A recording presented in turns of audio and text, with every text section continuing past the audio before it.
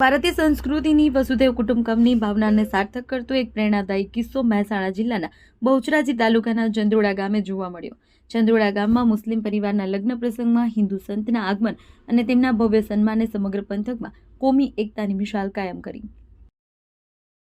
વિસનગર શહેરમાં ચાલી રહેલા વિકાસ કાર્યોને કારણે વૈકલ્પિક માર્ગો પર ટ્રાફિકનું ભારણ વધ્યું છે. પટણી દરવાજાથી માટેલા હોટલ તરફના માર્ગ પર સાંકડું નાળું વાહન ચાલકો માટે મોટી સમસ્યા બની ગયું છે, જેને કારણે વારંવાર ટ્રાફિક જામ થાય છે.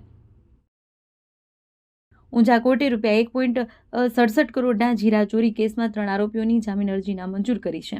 આ ચોરી ઊંઝા તાલુકાના ઉનાવા હાઈવે પર આવેલા ખોડિયાર એસ્ટેટમાંથી થઈ હતી. સરકારી વકીલની દલીલોને ધ્યાનમાં લઈ કોર્ટે આ નિર્ણય આપ્યો છે. બનાસકાંઠા જિલ્લામાં માર્ગ અકસ્માતોમાં વધારો જોવા મળી રહ્યો છે. આજે શુક્રવારે વહેલી સવારે 11 વાગ્યે ડીસા પાટણ હાઈવે પર એક ઇનોવા કારના ચાલકે સ્ટીયરિંગ પર કાબુ ગુમાવતા કાર ઝાડ સાથે અથડાઈ હતી. આ અકસ્માતમાં એક યુવકનું ઘટના સ્થળે મોત નીપજ્યું છે. ધાનેરા શહેરમાં સેવાકીય કાર્યો કરતી સંસ્થા એજીયુ ફંડ ફાઉન્ડેશન સંચાલિત ખીચડી ઘરમાં રસોઈ બનાવતી વખતે કુકર ફાટવાની ઘટના બની છે. સમગ્ર ઘટના સીસીટીવી કેમેરામાં કેદ થઈ છે. સદનસીબે આ ઘટનામાં કોઈને ઈજા થઈ ન હતી. ભાભર વિસ્તારના ખેડૂતોને અતિવૃષ્ટિથી થયેલા પાક નુકસાનના પૂરતા વળતરની માંગ સાથે ભાભર મામલતદારને આવેદનપત્ર સુપરત કર્યું છે. ખેડૂતોનો આક્ષેપ છે કે તેમને પાક નિષ્ફળ પેકેજ અંતર્ગત પૂરતો લાભ મળ્યો નથી. પાટણ જિલ્લાના સાંતલપુર પંથકમાં નિર્માણાધીન બ્રિજ પાસે એક પિકઅપ ડાલુ અકસ્માતનો ભોગ બનતા માંડ બચ્યું છે. દાત્રાણાથી સાંતલપુર તરફ જઈ રહેલા માર્ગ પર નવીન રોડની કામગીરી ચાલતી હોવાથી રસ્તો અત્યંત બિસ્માર જોખમી બન્યો છે. આ સ્થિતિમાં સાંતલપુર બાજુથી આવતું એક પિકઅપ ડાલુ અચાનક રોડની સાઈડમાં ઉતરી ગયું છે.